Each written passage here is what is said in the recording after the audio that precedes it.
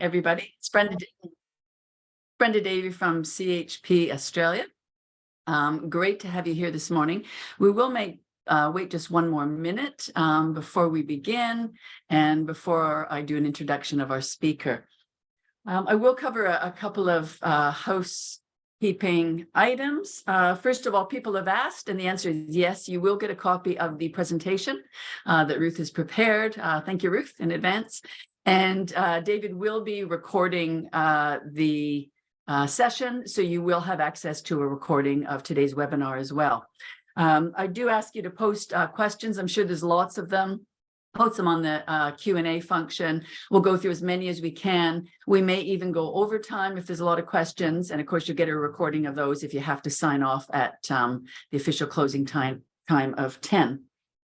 All right, I think we're good to start now. I know we're going to have a lot of other people joining us. I can see them entering as we speak. So welcome to the, I think, fifth in our series of webinars from CHP Australia. Well, this topic, when I think about it, obviously it's on everyone's lips and minds. In the last, whatever, it seems like in the last month, GPT has kind of exploded in terms of the awareness that people have.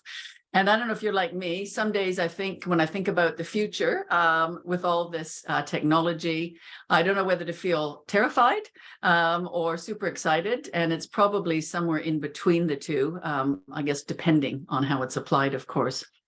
So before we begin on that, I do want to do a quick plug for our Self-Care Excellence Awards. David Lowe would have sent you EDMs. You may have seen them on our LinkedIn. Basically, hold the date for the 2nd of November, 2023. We'll have a wonderful face-to-face event this year. It's at a marvelous venue in Chowder Bay at the Sergeant's Mess. You would have seen probably the EDM. So if you want to enter the events, the intent to register is due the 14th of July, and then the full entries, all online, you can see it on the website, are due on the 1st of August. And again, hold the date for the evening of November 2nd. It'll follow a full day annual conference, which you'll be hearing more about as well. Okay, now to begin, I'd like to welcome Ruth Chapman, excuse me, Group Managing Director of Vine Digital. She's very experienced, I think over a decade of experience in digital marketing, which obviously changes at a very rapid pace. So we're glad to have you here today, Ruth. And she has a pretty good hands-on understanding of how to invest in digital. And as obviously there's a resource if you want to take her up, particularly with our highly regulated industry and the challenges at times with doing digital in a compliant way.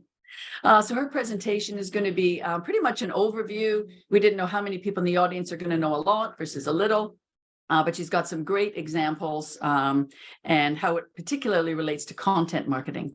So again, thank you, Ruth. I'll hand it over to Ruth now and look forward to questions from the audience at the end. Fantastic. Yes. Thank you so much.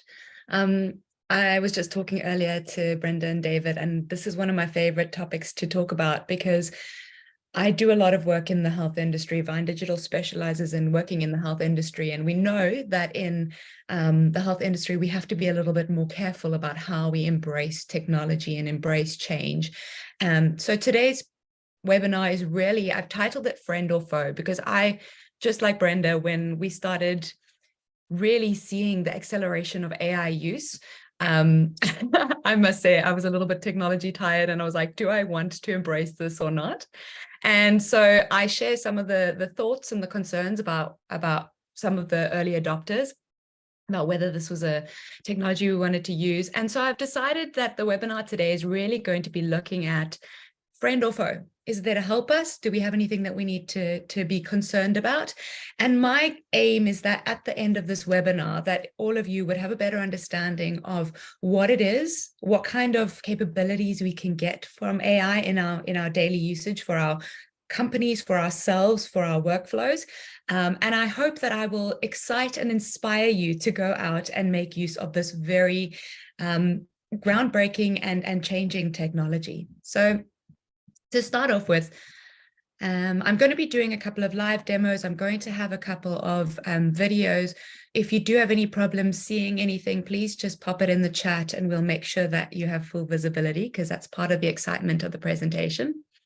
I'm going to cover a little bit about just a general what is AI, a couple of pros of AI in healthcare marketing, some areas for concern for AI in healthcare marketing, as well as some practical applications of AI usage and how we embrace it in our day-to-day.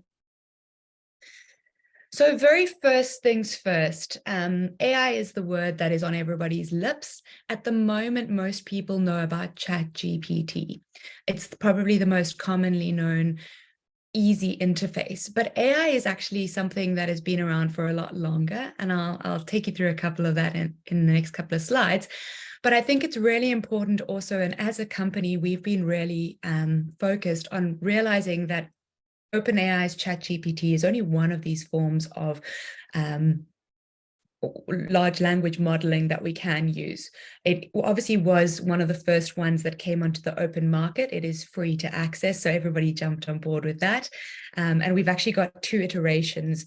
Today, I'm going to be showing you mainly ChatGPT 3.5, as that's the free version. And today is all about accessibility and being able to use it. But ChatGPT has advanced and brought out a ChatGPT version 4, which is a little bit more powerful.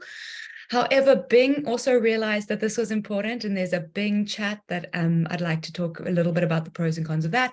And Google, of course, realized that they needed to bring out their own offering, and they've got something called Bard. In our daily usage, we actually use a multitude of all of them, because each of these platforms is in a different learning stage. They're all in very early stages of development, and having multiple uses of AI, especially in large language modeling tools, is very, very helpful. So just to bear in mind, when we talk AI, there are multiple ways of accessing large language modeling. And AI itself is actually made up of multiple applications. Large language modeling is this tool that ChatGPT has brought to the forefront of popular use, where you can ask a question and in a conversational manner, you will have data searched and then brought back to you in a response. But all technology that we've been using has been using different forms of AI for a very long period of time, because AI basically allows us to use a machine to analyze large amounts of data and then bring certain outputs. So you have machine learning, you have things like deep thinking, which Google's actually been using in their technology way before we even came across these large language models that are commonly used. So the popular general public is actually coming into the AI party when it's actually a lot more developed than we know about it. Just to show how tremendous this growth of particularly ChatGPT is, it is the fastest adopted technology that we have ever seen. This is global. This is, I put this graph on here because it's quite interesting to see. The actual stat that blows my mind is that ChatGPT launched in November 2022 and had 1 million users in 5 days. It's massive. This stat here is at 100 million users, and it's taken 2 months for that. And this was for 2 months, so that would be November, December, January. This is very out of date. It's one of the most commonly used tools, and it's surpassed any other technology that we've seen. And that's why there's so much hype about it and a little bit of fear. I recently went to a conference, and I asked everybody in the audience to put up their hand if they've used AI. And out of about 150 people, there were about 60 people that put up their hand. And this was at the beginning when I asked them. But what actually is interesting is that a lot of us are using AI in our day-to-day interactions without even realizing it. And the reason that I use this example is because it takes away some of the fear if we have already been using it. So let's just think about an average person in an average day, and I'll talk you through some of the ways that you're already using AI in your daily activities. So first things first, you wake up, pull out your phone, and show your face to your phone. It uses facial recognition to identify who the user is and whether to allow it to unlock the phone. That's actually using AI technology. And we know how powerful AI is, because there are some days when we look great and there's other days when you wake up looking like you've been hit by a truck, and it can still recognize the same person.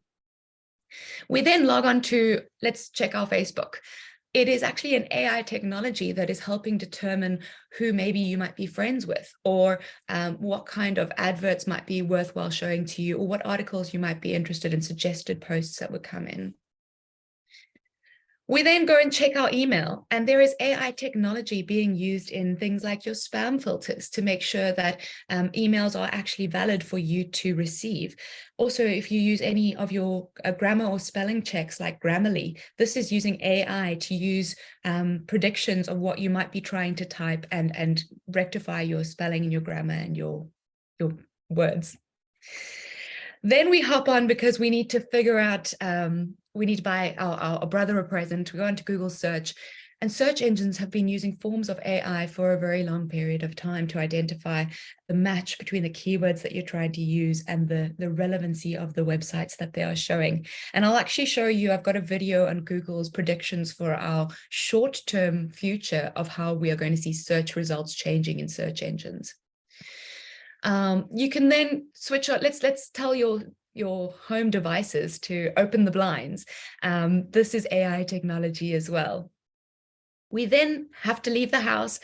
We open up our apps, Google Maps or Waze. Waze is one of my favorites, but that uses AI technology to determine, are there accidents, or what is the quickest way for me to get to work?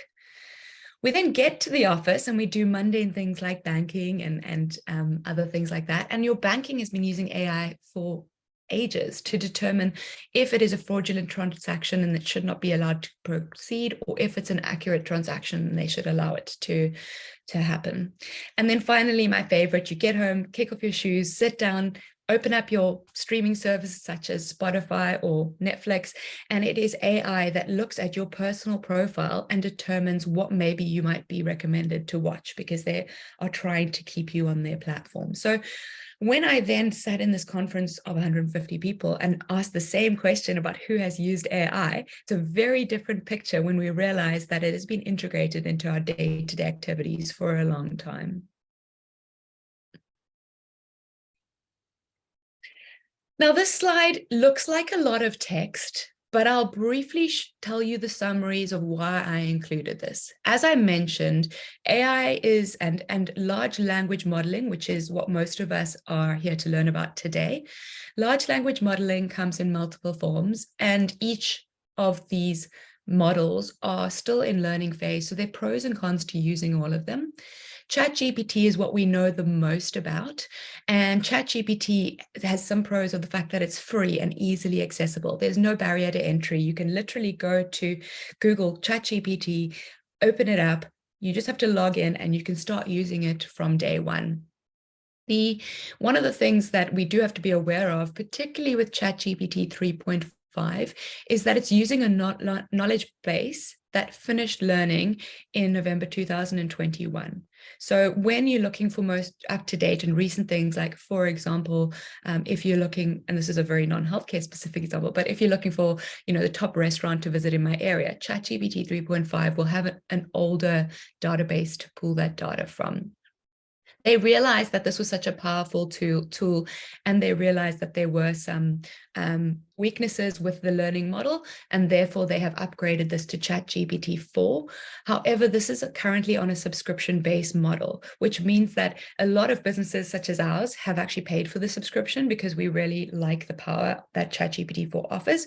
But for most average people who are still dipping their toes in AI, they are still sitting in GPT 3.5, which is an absolutely wonderful tool and very, very good if you're using it for personal usage. The search engines realized that this large language modeling was a threat to their existence, and therefore we've seen that Microsoft and Google have both brought out their own versions of this large language modeling. Bing Chat AI is a great one that I actually really enjoy using. It's also free. It actually was bought, they partnered with OpenAI and are using some of their large language modeling to create Bing Chat. One of the reasons that I like Bing Chat is that it actually shows you the references of where the data is coming from. So you can actually fact check your information. And then Google brought out its own product. Now, Google was criticized for being a little bit late to the party in terms of bringing out a large language model interface. But Google has been purchasing AI technology and embracing it in its products for the last 10 years. So it actually bought out a company called DeepMind way back in the early 2000s and has been using that in things like its search engines. Anyone that uses any paid media on Google would understand that we've been using a lot of AI in the modeling and the learning that we have in bidding for ad space and keywords and ad copy. And Google actually announced at its conference this year that it's going to be using AI ad creation, which is going to speed up the ad creation. So instead of having to have designs and having to write our own copy, Google can actually take all of that information from a landing page and create ads that they think would be applicable for users. So that's quite exciting. But that being said, all four of these models, and I'll show you some usage of them because some people haven't even seen how we use them. So I'll run you through those. But all of these four models come with very large warnings in that AI and large language modeling is still new and is still learning. And Google had a very embarrassing introduction of their Bard product where they decided to play with it live. And they actually asked it, I can't remember the exact question, but it had to do with what is the telescope that can find the furthest away photos of the universe. And it actually gave the wrong answer live on its introductory offer. So all of these models are aware that they're still learning, and therefore the accuracy still has a way to go. So let me pop open, I'm just going to exit my large screen. I want to show you some of these platforms because I think it's important that we see and are able to use these platforms. All right. So at the moment, I've opened up ChatGPT 3.5. So this is the free version. This is what you could open up today and go and try for yourself. As I said, this is one of the easiest technologies to use because there's no instruction manual, there's no barrier to entry other than a login, but it even gives you some of the recommendations of how you can search. It shows the capabilities and it shows some of the limitations. So the interface is very easy. You can see that if I've used other examples, it shows me a history on the side of what I'm searching for. And so for today, we're going to just ask it a question. Because we're a healthcare group, let's ask it I get a bit of stage fright when I'm typing in public forums. So what is the best treatment for a dry cough?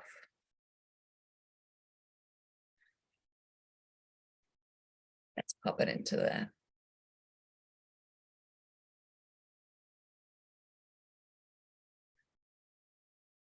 All right, so what you can see is that it has gone through what it can find in its knowledge base. It's found that a dry cough does not produce mucus or phlegm, so it's just identifying a little bit there. It's giving some tips on what we could use to treat it at home level. Okay, I just wanted to show you how easy it was to use and the interface. Let's have a look at another large language model, which is the Bard one. Just got to get around the webinar toolbar. Okay, so Bard has even lower barriers to entry because most of us have a Gmail address. So you can see that this is currently signed in to a personal interface for me. So it's going to give me answers that are based on my general search history and my general search queries. I'm going to ask it the same question. What is the best treatment?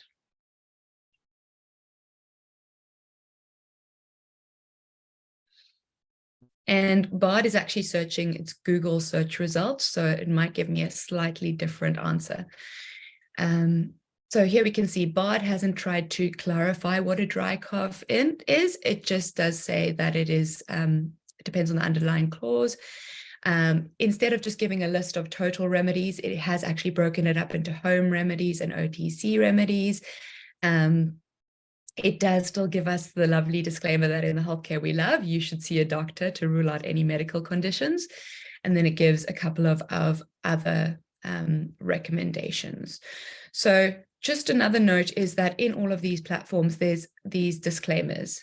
Bard may display inaccurate or offensive information that doesn't represent Google's views because these large language models are still learning, and all of these AI interfaces have had to include this.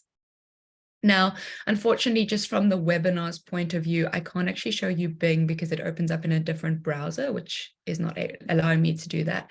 But as I mentioned, I really like using Bing as a reference point as well, because Bing will give you the search, the answers. It'll give you that I recommend home remedies and OTC medications. But at the very bottom of the search, it will actually give you the references where it's found those articles. And that's really useful for fact checking. Which I'll explain why that is so important in a moment. That's just a very quick showing of the interfaces of some of these large language models. Okay. So as I mentioned, AI is something that is coming into our world, whether we like it or not.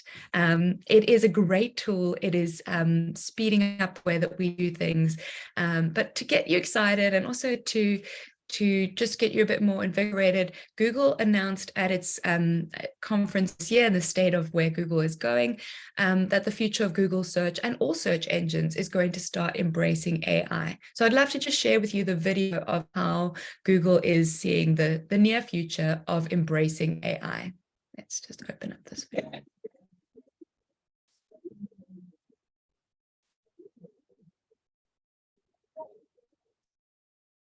I'll just make it.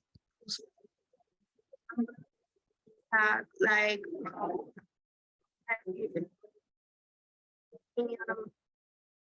Excuse me 1 second.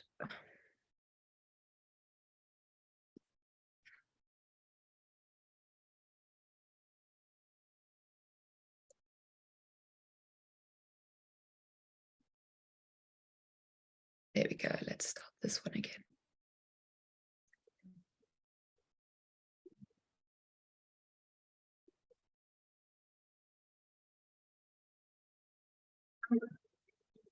like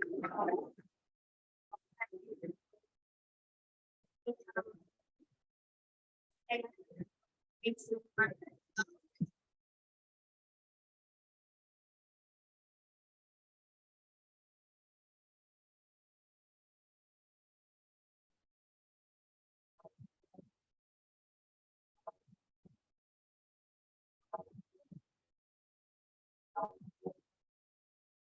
yes, yes, yes.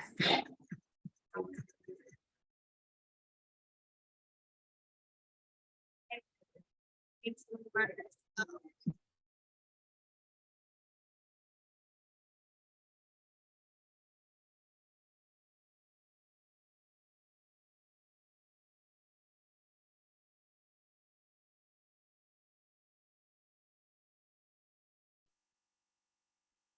Got this. Let's go. Is a hot dog a sandwich? And the answer is yes. no. Yes. No.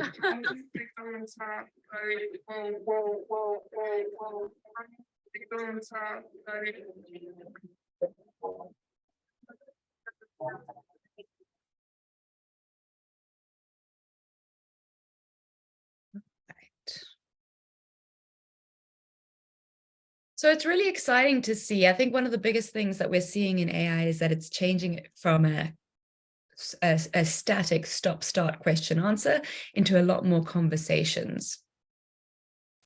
So let's make it a little bit closer to home. Let's have a look at how does this actually benefit us in the healthcare industry, and especially from my background, we're looking at this in terms of marketing. So in the healthcare industry and in general, AI is speeding up how we are able to talk to customers. So AI does all those boring tasks that a lot of us don't want to do, and collaborates a lot of data in order to help us to, one, simplify our research. It also helps us in decision making because we're able to have a lot more data research and a lot more information given to us in order to make smarter and faster decisions.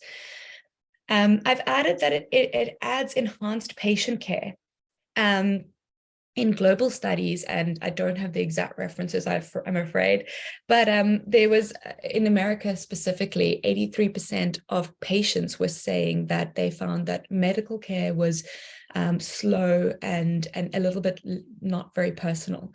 So in Silicon Valley, the root of all technological development, Apple actually announced at its conference earlier this year that they have been trialing something called Carbon Health. And Carbon Health is actually an AI staffed clinic where I just want to pull up some of my stats so that I say the correct things. But so Carbon Health is a clinic chain. They use AI to generate medical records. So they use existing records. They also, in consultation, can transcribe what's been going on in the consultation. They record and transcribe the patient's appointments. They combine this transcriptions with any other information, like any lab results, any x-rays, any of that data that's attached to a client patient's profile by a unique identifier. And then they create instructions based on the summary of the results using a ChatGPT-like large language model. So they've been trialing this in Silicon Valley for the last year. And the crazy part is that 90% of the submitted transcripts by AI currently have no amendments that are needed by doctors. So currently this process is still doctor managed, but with AI assistance. However, it's looking like a very successful trial, especially for low interaction diagnoses. And it also means that the doctors in this clinic are able to spend more time on the personal care. AI is not sentient. AI is very much driven by whatever data it's being fed. So it's very important for us to distinguish this when looking at it. But it means that the doctors are spending less time on paperwork and admin and more time on patient personalization and patient empathy and patient care. So, as I said, the AI pro of AI in healthcare is also helping us with data analysis, with insights, and it does also help with cost effectiveness because AI is able to take out some of the more menial tasks in any sphere of our work. It is able to speed up the job and capabilities that we as individuals are able to output in our day-to-day business. So I wanted to show two absolutely astounding AI integrated uses in the healthcare industry in specifics. Now, this is a little bit further from what you and I would be using in our day-to-day, but it shows the ability of AI to gather large amounts of data, break it down into smaller pieces, and aid researchers and medical practitioners in two very specific examples. The first example is from McMaster University in Ontario. They've been using AI to try and find a antibiotic to work against a superbug that's found in a lot of hospitals. So I'll leave it to the video to share all of the details, but I think it's fantastic for us to see the capabilities of what AI can be used for.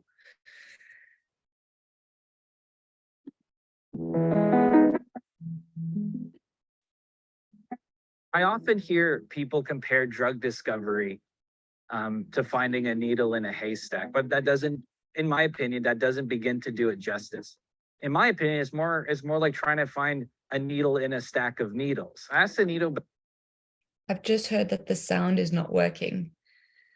That's not going to be very, very helpful. Previous video, Ruth, it's working for this one. Oh, fantastic. Sorry about the Google one then. Factor Bomania is a really interesting pathogen. It lives in hospitals. So it's a really big challenge for folks who have extended periods of time, in clinical settings, in patients in hospitals, for example. who are already sick and immunocompromised, let's say. Not only does it survive really well on like hospital surfaces, but it has this really unique ability to take up extracellular, like external pieces of DNA and just kind of keep it. And you would imagine that floating around hospitals, there's lots of DNA that encodes antibiotic resistance genes. So you find these clinical isolates of Acinetobacter that are multi-drug resistant, extensively drug resistant, and pan-drug resistant, untreatable, because they've collected all the antibiotic resistance genes they need to be resistant to everything we have. We think about drug discovery as like, we have a bunch of compounds out there right now. We can screen them and then we can find a compound that kind of works. But with AI, you have this method that makes it so much faster. Instead of screening or like looking through, let's say like a million compounds, you can do that on a computer. You're saving money, you're saving time. You're just more efficient. We had a whole bunch of data that was just telling us about which chemicals were able to kill a bunch of bacteria, which ones weren't. And then my job was to train this model. And all that this model is going to be doing is telling us essentially if new molecules will have antibacterial properties or not. And then basically through that, we're able to just increase the efficiency of the drug discovery pipeline and sort of hone in on the molecules that we really want to care about. So we actually tested this new molecule we found against Acinetobacter in a wound infection model in mice. And we observed that the molecule did indeed suppress the infection.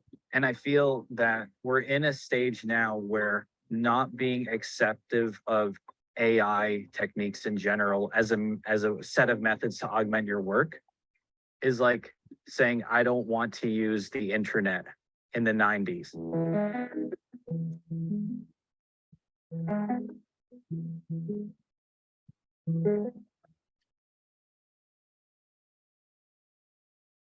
Right. So as I mentioned, it's been phenomenal in that instance where they've been able to take a large data set and they've been able to speed up the work to find this resistant bacteria. But another story, which is quite recent, this is only a month old that this has been released, but there's a Dutch man who was paralyzed 10 years ago, and they've been using AI technology to actually implant computer chips in order to help stimulate the transmission from his brain to his nerve endings and help him to learn to walk. So I just think this is a fantastic way of how technology is advancing us as a civilization. So let me share this video with you as well.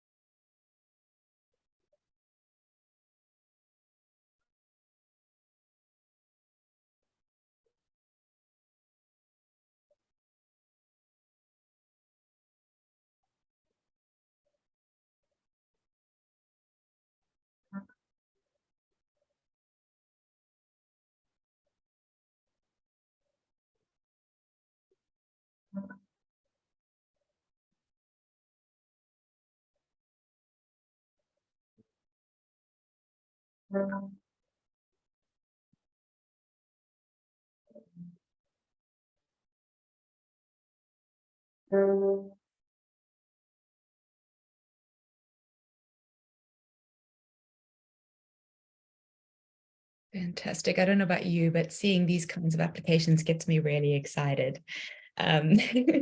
Now, this is obviously on a large technological scale. When we bring it back a little bit more closer to home, most of us are not using AI to help people walk at this point in time.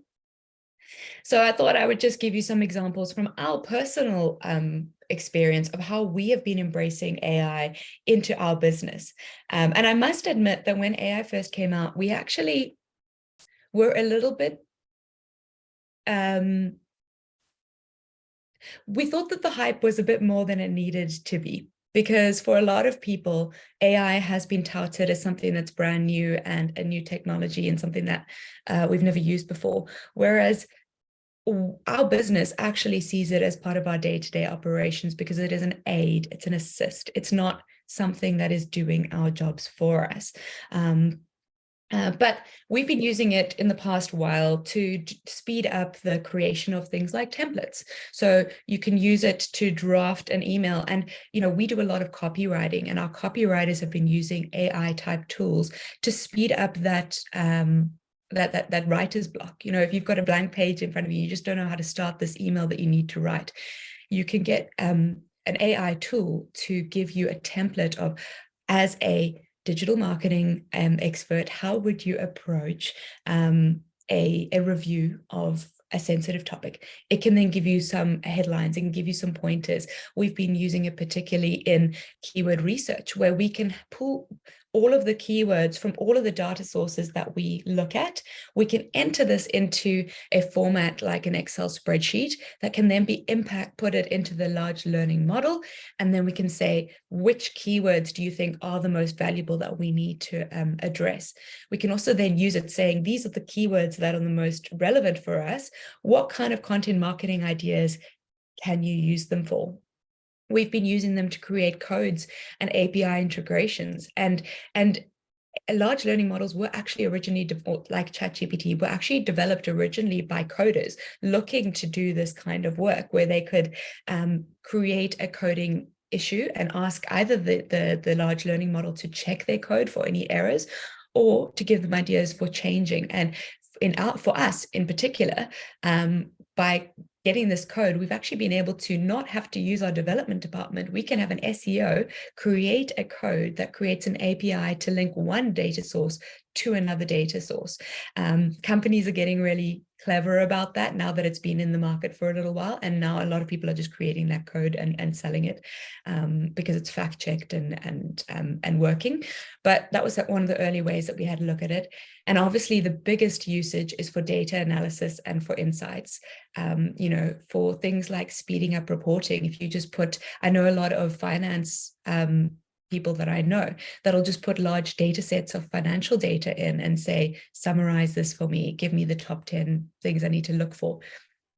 However, with all of this, I must also say that because this is a tool and these are still learning, in our business, we have determined that if you're not using AI, you're not doing your job properly. But if you're only using AI, you're not doing your job properly. Because in any one of these cases, whenever AI makes a recommendation, it's important to understand that AI is only a recommendation. So even on things like when we do our keyword research and we may put it into a large learning model, we still then have been given the areas, the highlights, to go and have a look at the data and to check whether this is factually correct.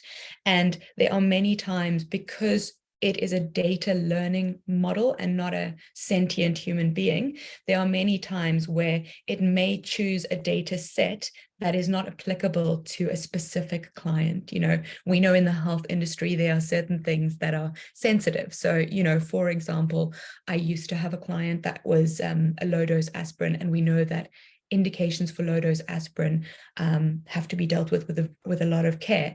Now, the data learning model would say you can use low-dose aspirin as a preventative for heart attacks. That's not something that we can say from a TGA regulation. So everything that we use needs to be fact-checked by humans. A lot of people are worried that AI is going to replace our jobs. And that's a big thing that comes up frequently. And I love this quote that comes from one of the SEO strategists at HubSpot, but it says, when I use AI in my role, I'm amplifying what I already know I can do. When I get stuck or have a mental block, that's when I open up my AI tools. AI is like my creative co-pilot. It's not going to do everything perfectly, and I don't expect it to. AI has been most beneficial in enabling me to quickly outline, plan, and get the ball rolling. So in every use, every application of AI, we all need to remember that AI is an assistant, it's a tool, it's a help. But at this point in time, there is no AI that can operate fully on its own.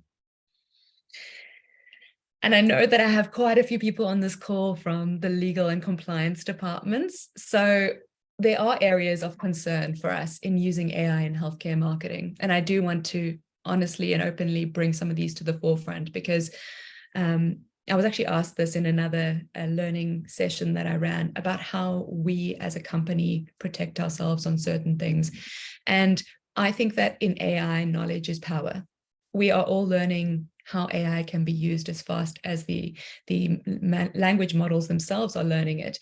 And I think that being aware of the mistakes that are being found as quickly as they are help us to stop ourselves from making those same mistakes. But at this point in time, being a large learning model, there are still areas that we just need to bear in mind when using it in our day-to-day activities. So the very first one I think I've touched on quite extensively is that the accuracy and reliability of any of these tools leaves room for error. As I mentioned, if you're using a free GPT 3.5, the learning stopped in November 2021. Even GPT-4 and Bard and any of the ones that are using search engine results, it is still a data matching element. And these tools are only as good as the data that's inputted to them, which is why for us that have a very highly regulated and specialized industry, anything that is generated by AI needs to be fact-checked, needs to have a human identifier, because at this point in time, most of these tools are using internationally sourced data. And so, for example, as a medical or healthcare practitioner in Australia, we know that we've got TGA regulations. That is incredibly important. And the AI at this point in time is not necessarily taking those recommendations into consideration. So it's our job and our responsibility to be checking for that accuracy and reliability. The other thing that I have sort of mentioned as well is that AI is not sentient. So there's no emotion involved in this AI. So there's no empathy, there's no personal touch.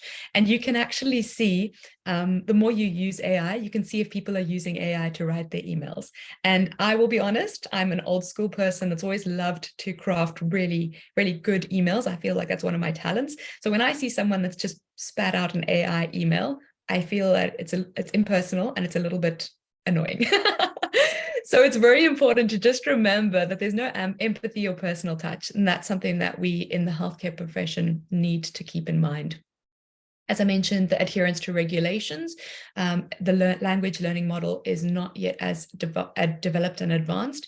So we can't be sure that it adheres to regulations. And I know that in our company, we've had this quite a bit with the AI used in Google AdWords, where Google is trying to help us as much as possible by the creation of its own ad copy or its own ad imagery. And in the past, this help has actually not been great because it doesn't adhere to regulations. For example, I had a client who was a baby formula company, and Google was suggesting that we use breastfeeding pictures to promote our baby formula, which is a no-go. So you've got to just be careful of that. The other thing is complacency in content creation. And like I mentioned with the email, you can kind of see when people haven't put any thought into it and they've just asked an AI to write it. At this point in time, my experience is that AI tends to be quite superfluous as well. It almost over-explains what it's trying to do. But particularly in things like content creation and in content marketing, one of the most important points for us in healthcare is to have that critical thought, is to be a thought leader in answering questions that haven't been answered yet. And I tell all my colleagues, I'm very grateful that I am adopting AI at this stage in my life, where I grew up being forced to read books and go research in encyclopedias, because it's formed a frame of critical thinking.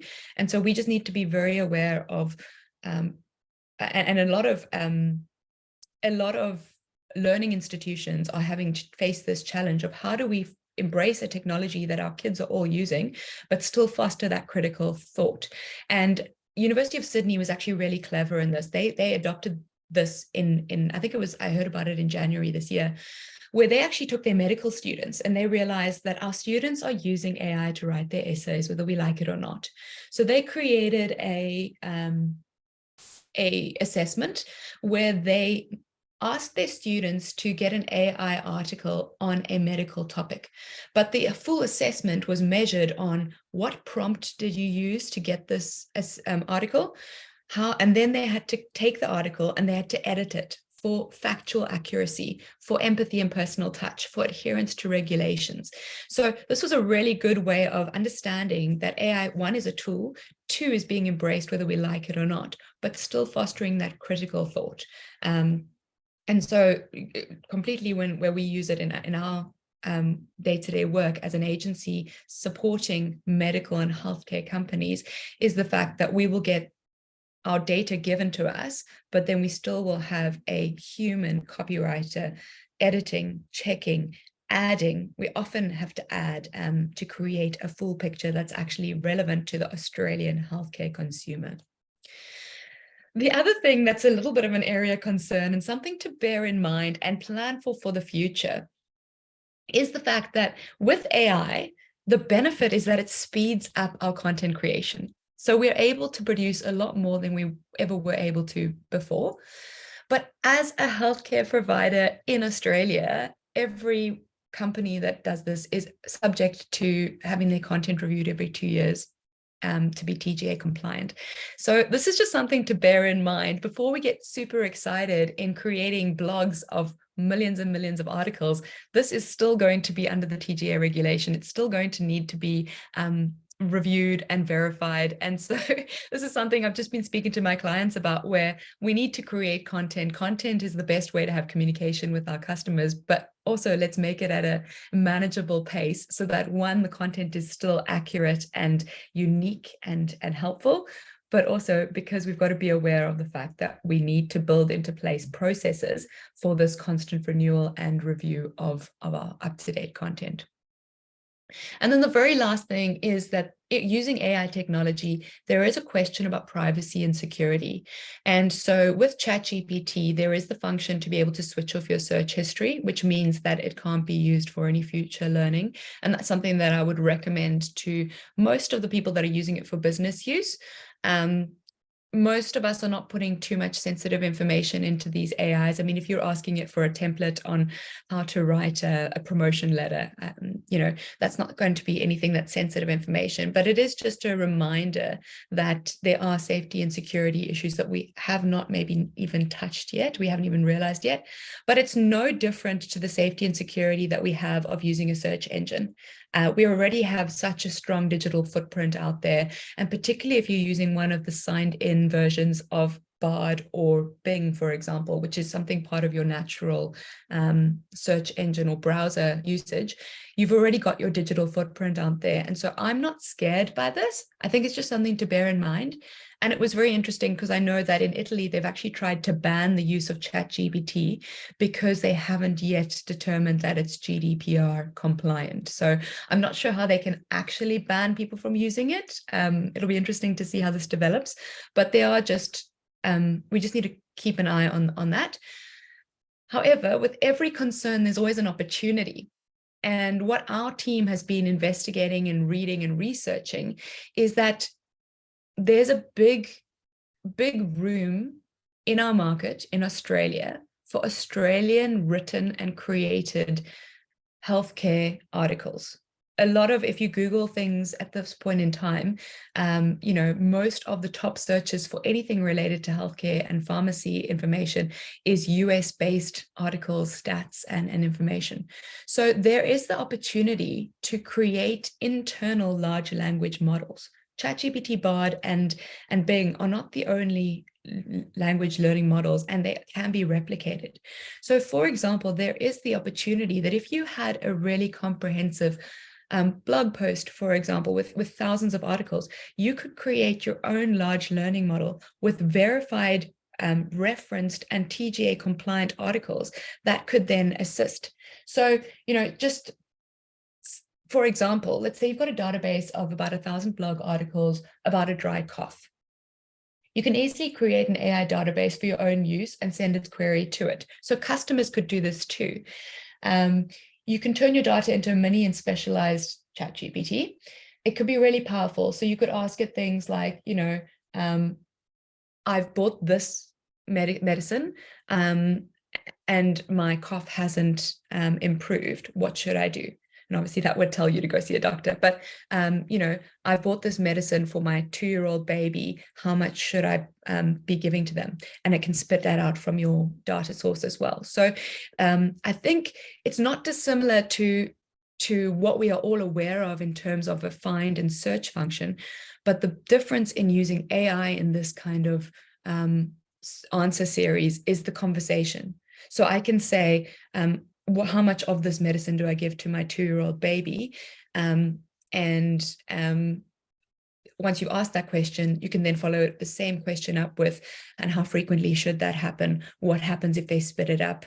What happens if I've given them too much? And it'll keep going with that conversation and be able to answer all your questions, instead of in the past where our searches used to be quite static in a singular response to a singular question. All right, I can see there's quite a few questions popping up in the question section, and I'm sure that we'll have some questions to answer later. Using these tools, so there's actually jobs that are popping up for people to become prompters, and it's like a skill set that you can learn to be a large language model prompter, because the quality of what you ask determines the quality of what you get out. So this slide, I'm not going to go through each bullet point, but it's an example of all the different variations of what you could input in order to get a different output using a large language model. So things like the tone, the format, language. A lot of people are using AI to translate their information because it's a very quick and easy way to do it. You can ask for counter arguments. You can ask for quotes. You can ask for analogies. You can also ask it from different perspectives. So I think I touch on this in a little bit, because I've got a slide on how to use the best prompts in order to get results. But it's just, once you start understanding how varied the inputs can be, it opens up a whole new opportunity to have a look at this. And one of the things that I often get asked by clients is, won't AI create a lot of similarity or duplication or repetitiveness? Because that's what we're used to from search results, where you and I could be searching on different monitors in different locations and might get the same results for a similar query. The joy of AI is that it's completely unique. And if you actually ask the same question to the same large language model, you'll get a different response each time. So just something to bear in mind, how varied it can be. And then I put in a little joke. It's a little saucy, but it is actually really funny. It said, to replace creatives with AI, clients will need to accurately describe what they are looking for. We're safe. Okay. There's the age-old adage of client agency, where briefing is always something that we have to question. But in order to help everybody to make sure that they are a lot more accurate in what they describe in the AI modeling, I put together some prompt guides. So best practice. First things first is to be specific. So clearly define the problem or the query that we're looking to do. This is something that we as search users have become quite lazy with in our Google searches, where you'll find that a lot of Google searches for the average individual have become quite small, and they'll just be like, shops near me or David Jones near me. Whereas with AI, we're actually reversing that trend, where we actually need to be a lot more specific in what we're looking for, because that'll get us a better results. If necessary, provide context. So give background information to help the AI understand the context or the constraints of the problem. When we're looking in the healthcare industry, this is where we can say, act as a healthcare professional and give me a recommendation for how to address this issue. It means that the AI will then try to find more relevant and verified sources in order to act as a health professional for you. Whereas if you just say, as I asked it, how to treat a dry cough, it's going to give you granny's home remedy versus OTC prescription medication, because it doesn't know the boundaries of what you're trying to ask it. Ask clear questions like what, how, why. And in that as well, because AI operates in a conversational term, don't be scared if you don't like the answer to ask it again, or to say, I've done this quite frequently where I've said, give me an answer to this question. It's given me an essay and I've said, give it to me in bullet points. So then it'll take that essay and then create bullet points, which makes it faster and easy to digest. Experiment and iterate. So because there is so much learning that's going on in AI, large language models, I like to use multiple platforms to ask the same question. By experimenting and iterating, one, I am learning how to be a better inputter of queries to the large language model, but two, I'm also cross-referencing. So if I ask for that treatment for dry cough on 3 different platforms, and out of the 5 responses, 3 of them are consistent across 3 of the platforms, I have a little bit more guarantee that, specifically if I was a customer looking for a treatment for my baby, I would have a lot more security in the fact that this seems to be a common thread, and I can more than likely trust these remedies. These are very basic examples, but they are something that illustrates my point. And then the very last one is use system-specific instructions. So this basically means that AI can be useful for integrations. So if you're wanting it to pop out a Excel spreadsheet or data for an Excel spreadsheet, you can ask it to pop out data for an Excel spreadsheet. If you're wanting it to pop out an essay or a letter, you can say that. If you're wanting it to be a bullet point, you can say that. If you're looking for a letter, say that, and it'll do the formatting for you. It'll create a very specific output that'll help you exactly as you're looking for that. But, in amongst our team, we always talk about AI like the pieces of bread on a sandwich. AI is really good at pre-planning, at structure, skeleton, outlining. AI is really good at the end of term, specifically in content marketing, checking, fact-checking, summarizing. Sometimes we write with too much verbosity, creating a summary of it.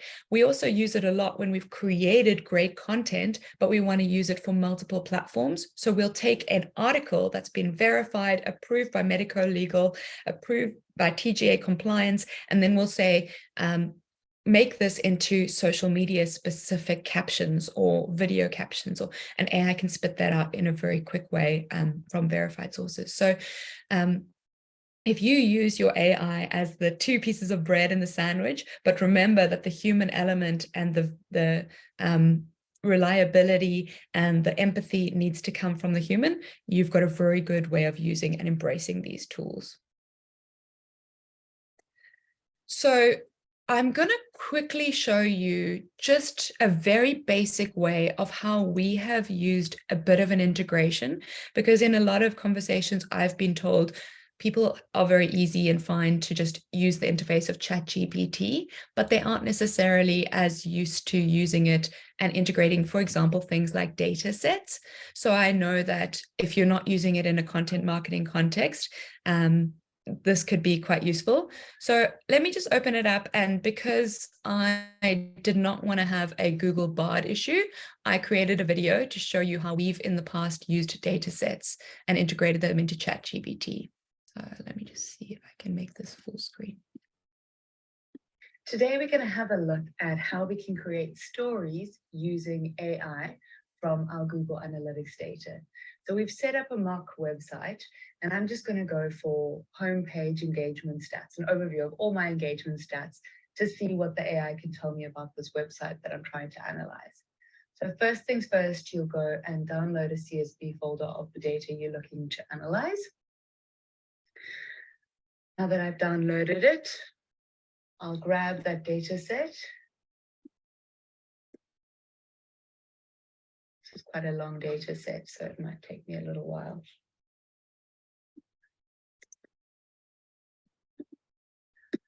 Then I'll go to Chat GPT, which I'm using for this one. I'll start a new chat. I'll say act as a data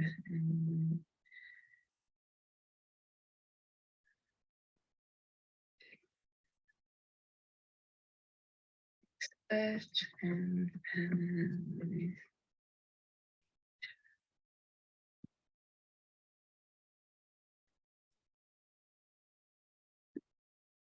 all right. Perfect, very well behaved. It wants to help me. It just needs a data source. So let me copy and paste that CSV folder in.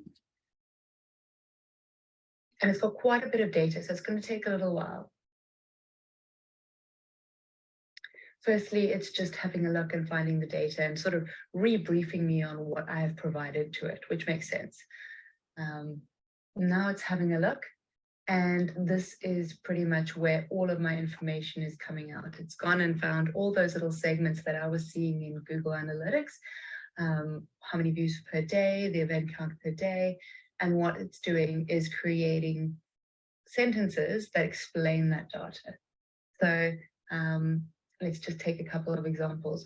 The average engagement time varies throughout the month, ranging from a low of 19 seconds on the 13th day to a high of 104 seconds on the 29th day. And then we can see it summarizes it all. Overall, the data suggests that there is variation in user engagement and activity throughout the month. Some days exhibit higher engagement, session counts, and views, while others lower activity. It could be valuable to investigate the factors contributing to the high engagement views on a specific day and analyze the performance for different pages and events to optimize user engagement. So what you can see is it does create stories for me, but if I'm vague, it is also quite vague.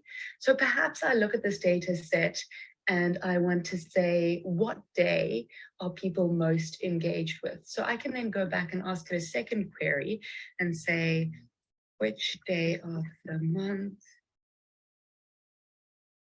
had the highest, goodness, I can't type on demand, highest engagement rate.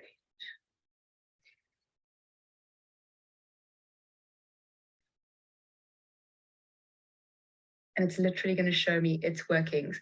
So this would have been great if I was using this during maths in high school. It would have showed me exactly how to work out all the maths questions and given me the answer.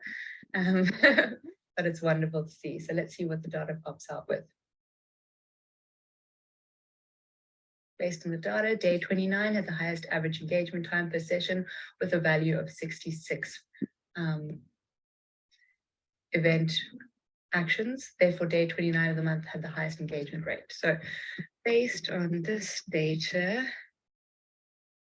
which day of the month is the best to run an advertising campaign?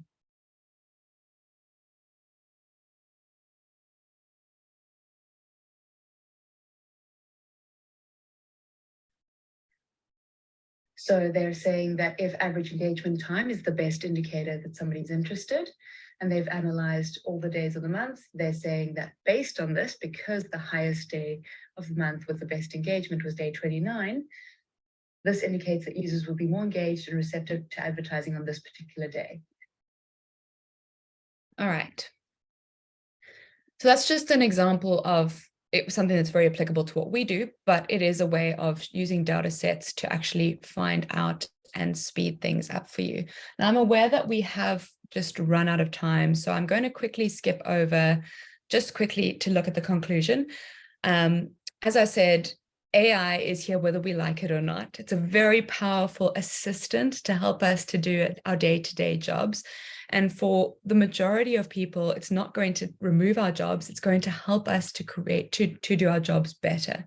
Specifically working in the healthcare environment, we need to be aware that this is something that has the potential to come into diagnostic tools, come into assisting doctors and pharmacists in their roles.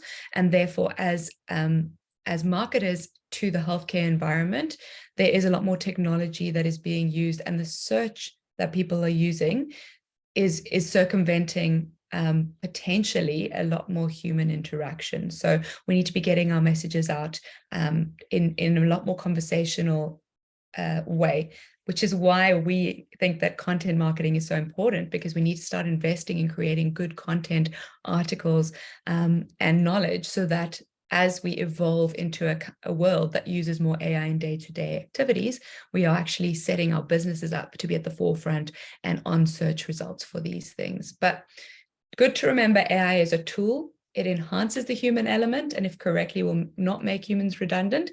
And I guess my big takeaway is that I would like you guys to go out and play with any LLM today, because you can really discover the power of AI by just playing with it. So that is it for today. Thank you so much, Ruth. Now, just to the audience, we are over time. We reckon we might go over time. But for those of you who have to leave and can't stay on, what we'll do is you will get a recording of this as mentioned. But if you're happy to stay on, I'll get Ruth to address the questions that have come forth so far. And Ruth, perhaps you could send, when we send out the presentation, we could also address it then. So let me quickly go through. There's a couple of questions around comparing ChatGPT 3.5 and 4.0. Someone said, can we see that same question answered? But probably don't have time now. But yeah. What do you know about that, the difference between those two and what output to expect? Absolutely. The biggest difference, and I love that first question, seeing as 3.5 stopped learning in November 2021, the biggest difference is that ChatGPT 4 realized that this was one of its biggest hurdles. And so it has integrated search results. And actually the partnership between Microsoft and ChatGPT was a very experimental one. However, the crawling of those search results for any of these live AI crawls is still quite slow and clunky. So in terms of crawling the web and getting the fastest, most varied response, Bard is the best one in live action searches. I've found, and from our company we found, but we still find that the technology in ChatGPT 4, because it was the first developed and has had the most amount of users, is better. So that's why I would use more than one. But if you're going to look at ChatGPT, and if that's your preferred large language model, the benefit of 4 is that it does have live search results. Okay, thank you. Next question. What is the best AI platform to use if you need to enter a lot of data to have reviewed, or for when the answers coming back are multiple pages long? Question mark. I ask as I founded ChatGPT 3.5 and 4 unable to cope. Yeah, that is a common one as well. And to be honest, the answer to that is that none of the 4 are very good yet at multiple page responses. Our workaround is to try where possible to break down the responses. So when we're using, I showed you a very basic data set, but when we're using multiple page long data sets, we will try to do it in maybe summarizing a couple of pages at a time, and then re-entering the data in on the summary of those subsets of data. That's been quite useful. Other than that, if you can maybe ask it to analyze once at a time. Someone asked a little bit later about hallucinations, and hallucinations are the fact that these large language models have a level they don't know everything. So there's a little bit of uncertainty in some of their answers, and hallucinations come when you are pressing on an issue that it actually doesn't know well enough. So we've found that when you've got really large data sets, the opportunity for hallucinations is greater. And by breaking the data sets, if possible, into smaller groupings, we're able to get better results. But it is one of the weaknesses that we can't necessarily put an entire thesis in and get a synopsis of a thesis at this point in time. Okay. And for those who aren't aware, what is an AI hallucination? An AI hallucination is just that if it doesn't know the answer, it'll often make it up. And so hallucinations are like, there's a comical example that's used where someone asked an AI, what color is the sky? And the AI said blue. He goes, but my wife says the sky is red. And the AI goes, the sky is blue. And this went on for about 6 times until the AI just turned around and said, the sky is red, because the level of uncertainty increases with every single request that you ask. And eventually it gets to a point that if you press on an issue so much, because it's learning from you while you're asking the questions, eventually the hallucination will be that it'll just give you what you want. Yeah. Wow. And to avoid hallucinations, this is one of the reasons that I use multiple large language models, because it's unlikely that ChatGPT and Bing will have the same hallucination because they're learning from their own data set. So a tool for requesting the tool to check for hallucinations is a tricky one, because the hallucination comes from the fact that the AI has a level of uncertainty in its own answer. But my response and our team's response is just to use those multiple AI tools to reduce the error of hallucinations. Okay, thank you. Another one, can Bing or Bard access their company's applications, i.e. MS Office or Gmail, and possibly create outputs such as slides, graphs, or even carry instructions on their tools, such as automated email responses? Yeah. Absolutely. A lot of people are actually using AI for automated email responses. And the great thing about that is the fact that it's personalized. So it's not like an auto respond where you just get a Ruth is out of the office today. It'll be like, hi, Brenda, I've noticed your emails. Ruth is unfortunately not available, and can actually conversate with that email response, which is great. I also went to another presentation where someone was using the Microsoft applications, and they are actually able to integrate Microsoft AI into pulling data and then creating slides directly from that. A lot of these applications, though, come off the paid models, and you have to have a paid API to connect the data sources.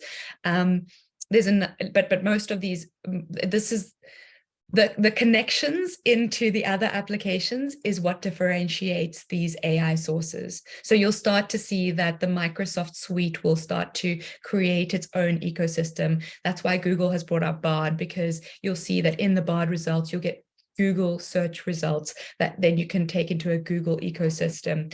I personally am still tentative on those, because it does remove that critical thinking when you just suddenly take an answer and plug it directly into a PowerPoint presentation. But it is absolutely available at this point in time, and many people are already using it. Yeah, similarly, one of the leading tech writers for the New York Times was sharing an example where he bought a couple of integrations with Booking.com and Agoda and a couple of these things. And he literally told his AI, I will be in New York on the 3rd of July. I need to take my mother to an appropriate restaurant, find the top 5 restaurants that have a booking at 7:30 p.m., book the first one you find and send an email to my mom. The AI did the whole thing and sent an email without him having to touch a finger. So the applications and APIs is really the next step of where we're going. Wow. All right. We'll keep going here. Do you know if ChatGPT 4 has access to the TGA site? 3.5 does not. Yeah, so that is the benefit of 4, because it has browsing capabilities. It is able to access websites. The only thing is that anything that's got a paywall at the moment is still hidden from regular content. So just bear that in mind, but it is able to access the TGA, but it's also learning from a larger data pool. So at this point in time, it's not only looking at Australia, which is why the reliability of the TGA's governance on the data that's given is still weak. Right. Okay, got it. I'm going to ask a quick one on confidentiality, because the one after that is a bit longer. Can I use AI to summarize my data and keep it confidential? Yep, absolutely. As I said, there's somewhat of a digital footprint, but if you go into specifically ChatGPT, in the settings bar, there's a toggle, and it says, can we use this data to further our learning or not? If you switch it off, it hides all of your history, and it's the same as if you were to search in a search browser using incognito mode. So for deep hackers and for there's still a level of code that is retained, but it's not publicly available. So it's a lot more safer to do that. I personally would not use AI at this point for very sensitive information, like my own personal banking details and things like that. I would prefer to retain them offline because anything that's open source, and OpenAI has tried to keep it as open as possible. I just personally have a level of security I would watch that for, but you can track it so that it doesn't know your questions. And, if you're working on business strategies, for example, if you don't track your history, then there's less likelihood that any data would be leaked. Okay, great. What are the opportunities for the pharma industry to use AI? That's a massive question. Give us some teasers. Yeah, I think the thing is that, I'm really interested to watch what they're doing in Silicon Valley with this carbon health, because I do think that we even noticed it a little bit during COVID amongst the pharmacies, where we had a lot more telehealth opportunities. And there are certain diagnostic situations, and I'm saying this very lightly because I'm not a doctor, but there are certain diagnostic situations where common symptoms can be simplified. I'll use this example because I think this is safe. My dad is a doctor, and whenever I was sick, he always used to say, "Can you put your chin on your chest?" Because if I could, then I probably wasn't dying. If I couldn't, then there's something that I needed to do. So I think in the pharma industry in particular, using AI for things like symptom checkers, using AI for things like dosage calculators, I think it will make it a lot more accessible for the average general frequently asked questions to be answered. I think that, I think that it will be used in pharmacies to help with recommendations for product. I think it will be used in doctors' offices as well, as the technology becomes more commonplace and as the accuracy is tried and tested. I think this is where the future is going. So I really think from a pharma perspective, while you can't necessarily at this point place ads in AI technology, because there's going to be a lot more conversation, if your website and if your digital footprint doesn't have enough data and content out there, you are going to be surpassed by people that do. So embracing it on your site, so there's a reason for people to come to your website. If you're an OTC medical supplier, having something on your site that will help the user to equip themselves before they go into pharmacy, fantastic. If you are a prescription-based product, having enough information that pharmacists and doctors can very easily access your information, that's going to be where the future goes in pharma applications. But I mean, that's only from a marketing perspective. There's so many more applications of how AI will be used, just like the example from MacArthur University, where they're going to be using it in data sets to help develop new drugs and resources like that. Right. Okay. I'm sure we could do a whole 3-hour session on just for OTC marketing, what we could do.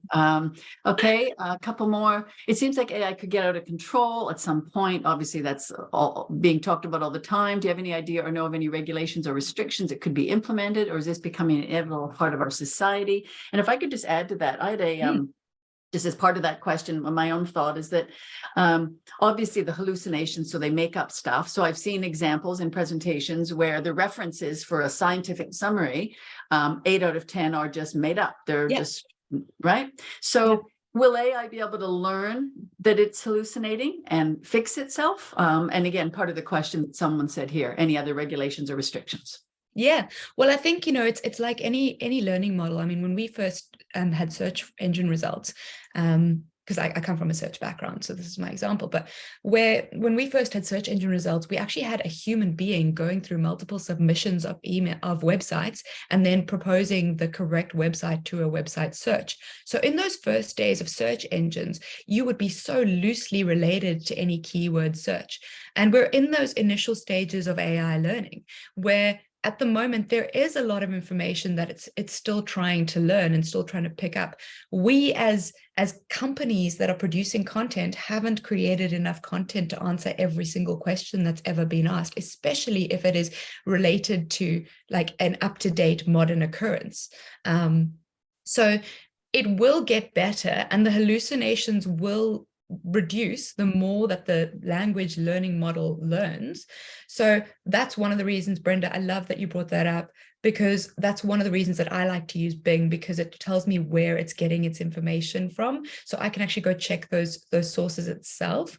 But as it learns more, it'll have more relevant references to be able to pull from, and those hallucinations will reduce. Can we stop it? I mean, could we stop Google when it first came on? It's an adoption, you know.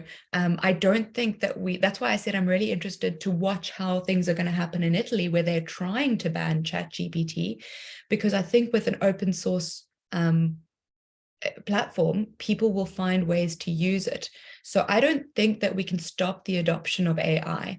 I think that we can put in place things to protect ourselves. So for example, at the moment, having disclaimers on any kind of conversational modeling that you're using it for, saying, you know, if you do have an automated AI written email, having a footer that says this email was written by AI and does not reflect my you know, all of my thoughts and opinions, is a really good way around it for now. So obviously we don't want machines to be doing things that we are regulatorily bound by. But if we can give recommendations, and we can obviously have things like in the healthcare, having our disclaimers saying, you know, it is always best to use this advice, but check with your doctor before it. That's a really great way around it. Okay, thank you. Can it be used to monitor comments on social media? I haven't seen it successfully used to do this. It can monitor. I haven't seen it successfully used to respond. So that's just, I haven't seen that successfully used. Doesn't mean it can't be done, but a lot of people are using it to monitor specifically tweets. Tweets is a big area that it's being used, because the AI can actually accumulate multiple tweets and see what is the most commonly used term or phrase or hashtag. And then people are using it in a lot more of a pop culture way to then target that commonly used phrase or hashtag, because then it'll be more visible to a lot more people. So yes, it is able to be used in social media, but I haven't yet personally seen it being used to respond and act as a community manager. That's something that is a bit outside of my sphere of industry. We have a couple more, and before, because we still have a lot of people on online, David will put up a very brief, it'll take you 2 seconds to do a feedback request right at the end. So please hold on till that and then go off. But 2 more questions in the meantime. Is there a way you can use ChatGPT to check ARTG certificates, again, e.g. indications against products? Yes. I have to think about this one quite carefully, because I myself haven't had to do this. But I think there's either the way of actually comparing data sets. So if you input those certificates and then ask it to compare against a specific product, that could be applicable. The only thing is whether there's enough data source on the indications that is available for the large language model to learn. To my knowledge, this is something that I think would work better in an enclosed LLM on a specific company policy, because, for example, large language modeling is learning off content on a website, but not necessarily off PDF attachments. So, for example, a lot of people will include their CMI brochures as a PDF attachment. I've seen that a lot in Australia. And unless it's actually put into text on the website, whether we can check the certificate and the indications and the makeup of those products, I'm not 100% sure. Yeah. All right, more to come on that, obviously. Yeah. How will it know the data it is using is accurate or inaccurate? It doesn't. It's fed what it is fed. So, you know, Google's done a big drive, and I can only really speak from Google. I don't know OpenAI's algorithm of how it's choosing its information, but I know that with Google, because the internet is a source that we are feeding it and publishing, Google's done a lot of work over the last couple of years to create indicators of authority and expertise. A couple of things are references and published authors on your site. It's backlinks that give you a sense of authority, so Google can see that this medical journal is saying that my consumer website, the article posted on here, is an affiliate link. Like, that makes sense. So Google's done a lot of work to create checkboxes that help us to be more relevant, but AI is a pure data-driven noughts and zeros algorithm type learning. So it can't really know if it's inaccurate. Just like I mentioned that example of my wife says the sky is red, it has a level of unpredictability. It's using whatever data it can find to create these answers. And if you feed it enough misinformation in your own personal learning, we often talk about in these large language models, you have to teach it how you're using it. If you feed it enough misinformation, it will get confused. So I think when you ask your prompts, being specific and saying, like, give me an essay, in the case of those medical students, give me an essay on the effect of this medication on heart palpitations, and tell me where you got the information from. You can do that, and it can give you references, so you can ask it for the references.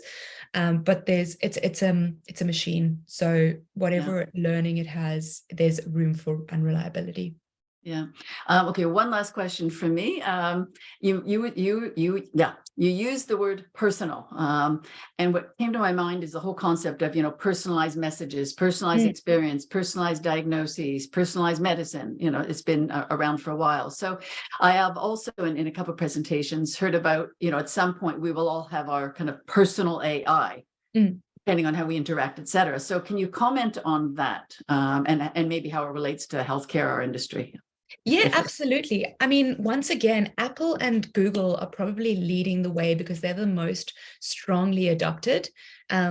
And I think that Apple, we all know that example quite well, where we've got our wearable devices like our Apple Watch that then takes all of our personal health data and feeds that back into our app.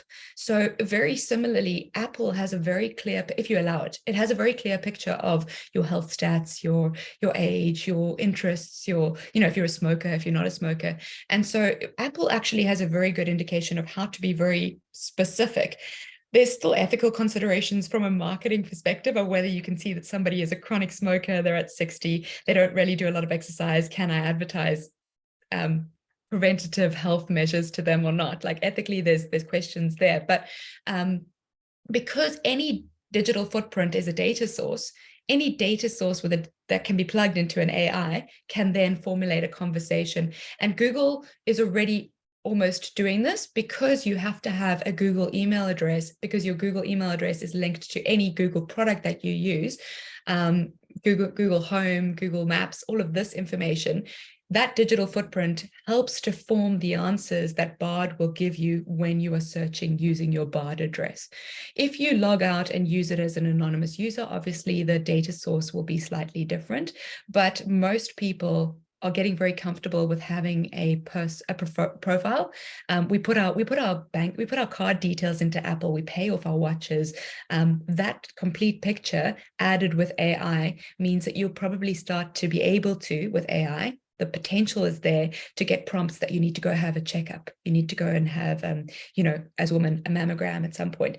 They could start prompting these things, and that could be integrated into how we live our daily lives. Right. Okay. Wonderful. Wow. Okay. Well, that was fantastic. Thank you so much. I imagine if we had you back in about 2 weeks, things would change yet again. Yes, so I'm sure we're hearing more from you down the track. But I want to extend many thanks for preparing and being with us today and going over time. To the audience, thank you for your participation today. David has just messaged me. He'll actually send out an email feedback. Again, would really appreciate, as does the speaker, any feedback so we know how we can make these optimal for you. David will be sending out our upcoming webinars. And again, just a last pitch for the Self-Care Excellence Awards. Hold the date for the 2nd of November. It'll be happening in the evening in Chowder Bay at a great venue. Your full entry forms are due on the 1st of August to enter the awards, and register your intent by the 14th of July, please. And that's about it. So thank you all. And again, thank you so much, Ruth. And you'll all get a copy and a recording of the presentation. So have a wonderful day and keep warm and go check out, answer or ask a couple of interesting questions. And we'd love to hear your feedback on what you thought of this whole thing.